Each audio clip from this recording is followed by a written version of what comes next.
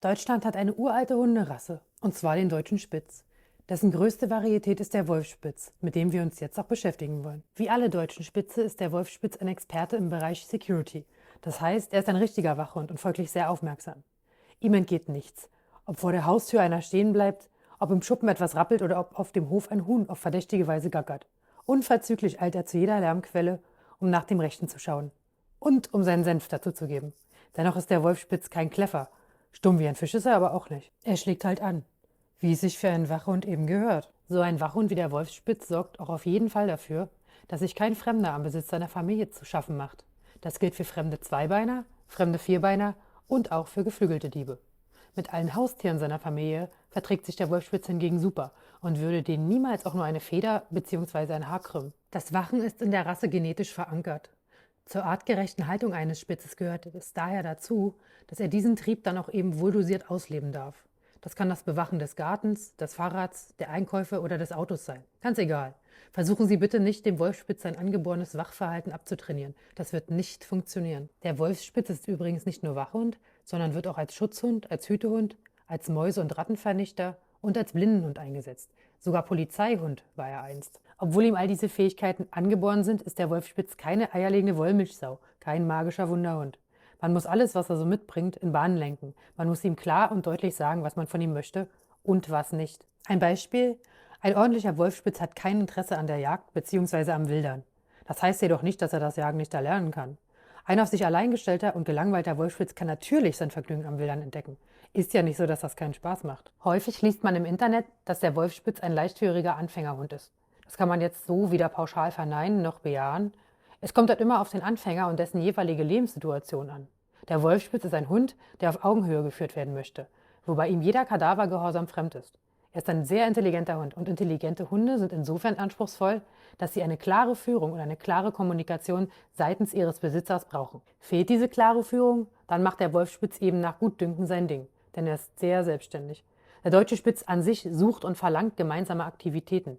Bringt man ihm nichts bei, wird er sich nicht so wie ein gedudelter Designerhund in die Ecke setzen und warten, sondern er wird sich dann eben Selbstbeschäftigungsmöglichkeiten überlegen, die dann allerdings nicht immer in unserem Sinne sind. Dem Wolfsspitz mangelt es übrigens nicht gerade an Selbstbewusstsein. Daher sollte auch sein Besitzer ein gesundes Selbstbewusstsein mitbringen.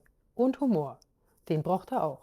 Der Wolfsspitz hat, wie ich finde, etwas wirklich Urwüchsiges, Achtunggebietendes, wie er so in seiner ruhigen Würde daherkommt und einen wissend aus klugen Mandelaugen anschaut.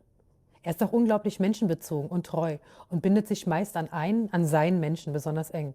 Und genau diesem Menschen möchte er gern gefallen. Das ist der Ursprung des sogenannten Will to Please beim Wolfsspitz. Menschen außerhalb seiner Familie interessieren den Wolfsspitz nicht nur nicht, sondern er reagiert erstmal mit Misstrauen auf sie.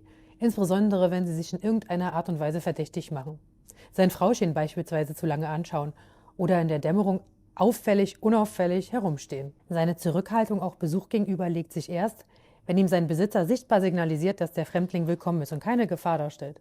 Sichtbar signalisiert heißt, die Alarmanlage Wolfsspitz muss vom Besitzer abgeschaltet werden. Kein Pfui oder Aus, kein Ablenken mit Leckerli, sondern ein für den Wolfsspitz deutlich wahrnehmbares Vielen Dank, mein lieber Hund. Ich hab's gesehen und es ist alles in Ordnung. Der Wolfsspitz ist sehr anpassungsfähig an verschiedenste Lebensumstände. Bis vor wenigen Jahrzehnten war der Wolfsspitz nicht nur auf großen Gehöften zu Hause, sondern auch auf Schiffen oder er war als Begleiter von Fuhrwerken unterwegs. Er kommt also auch durchaus mit einer räumlich eingeschränkten Umgebung zurecht. Allerdings benötigt er dabei immer eine enge Bindung an seine Familie. Diese enge Bindung ist immens wichtig. Er darf daher niemals ausschließlich draußen gehalten werden. Auch wenn es auf den ersten Blick anders wirkt, ist die ganze Pracht des Wolfsspitzes, sein schönes Fell, nicht nur sehr pflegeleicht, sondern auch ein hervorragender Schutz vor Kälte und Hitze. Pflegen muss man das Fell aber natürlich trotzdem. Im Normalfall reicht es aber, ihn einmal pro Woche zu bürsten. Nur während des Fellwechsels. Da ist alles anders. Man sagt nicht umsonst, dass man als Fellwechsel die Zeit bezeichnet, in der das Fell vom Hund auf den Besitzer wechselt. Daher müssen Sie den Wolfsspitz währenddessen dann doch öfter mal kämmen. Seine ausgekämmte Unterwolle kann man übrigens prima zu Wolle verspinnen lassen. Da der Wolfsspitz wie alle deutschen Spitze nicht stinkt, kann man die daraus gestrickten Klamotten dann auch tatsächlich tragen. Zusammenfassend kann man sagen, dass der gut gezüchtete Wolfsspitz ein echter Allrounder ist. Sozusagen das Mädchen für alles. Er lernt super schnell, ist unglaublich anpassungsfähig, vom Wächter bis zur Kindertante vielseitig einsetzbar, sehr robust und obwohl er sehr an seiner Familie hängt, ist er doch nicht aufdringlich. Er lässt sich nicht klauen, weil er niemals mit Fremden mitgehen würde und kann problemlos ohne Leine spazieren geführt werden, da er nicht streunt und nicht wildert. Der Wolfspitz ist pflegeleicht und wetterfest und stets bei bestem Appetit. Man muss bei ihm eher aufpassen, dass er nicht zu sehr aus dem Leim geht. Alles in allem ist der Wolfspitz schon ein echt toller Hund.